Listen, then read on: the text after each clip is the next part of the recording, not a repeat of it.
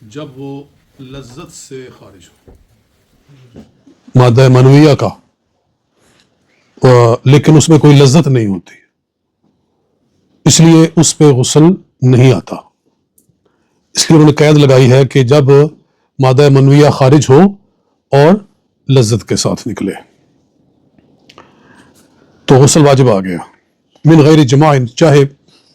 مرد و عورت کی مجامعت نہیں ہوئی مگر کسی بھی طریقے سے لذت کے ساتھ اگر مادہ خارج ہوگا تو غسل فرض ہو جائے گا۔ اور کہ مرد و عورت کا اختلاط ہوتا ہے، انٹر کورس ہوتا ہے، لیکن ڈسچارجمنٹ نہیں ہوتی، تو غسل بہرحال فرض ہو گیا۔ جی ہاں، سمجھ گئے ہوں گے آپ۔ یعنی کسی کے دل میں شاید ہو کہ کوئی ڈسچارج تو ہوئے نہیں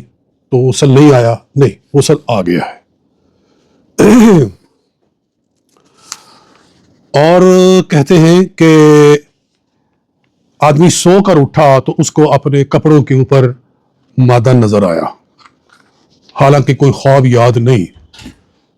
کوئی یاد نہیں، لیکن جب اٹھا ہے تو کپڑوں کے اوپر یا جسم کے اوپر مادہ منویہ لگا ہوا ہے، تو غسل بہرحال فرض ہو گیا ہے۔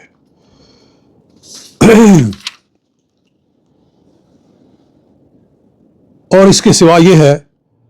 کہ عورتیں جب حیض و نفاس سے فارغ ہوتی ہیں، منتھلی بلیڈنگز جو عورت کو ہوتی ہیں، وہ جب ختم ہوتی ہے تو اس کے بعد اس کے اوپر نہانا فرض ہوتا ہے، اس کے بغیر نماز نہیں پڑھ سکتی۔ اسی طرح بچہ پیدا ہوتا ہے تو بچہ پیدا ہونے کے بعد بھی خون نکلتا ہے، اس خون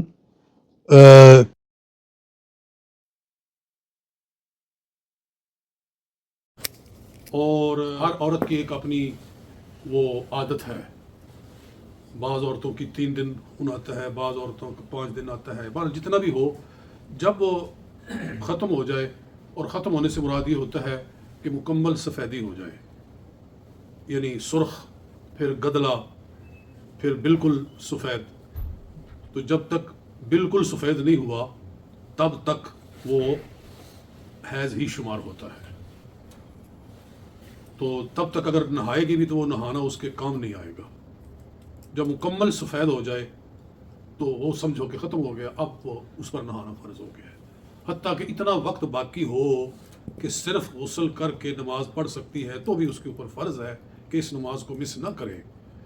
نہائے اور نماز پڑھے۔ جی ہاں، اور جن اللہ والیوں کو نماز کا شوق ہے وہ ان چیزوں کا لحاظ رکھتی ہیں،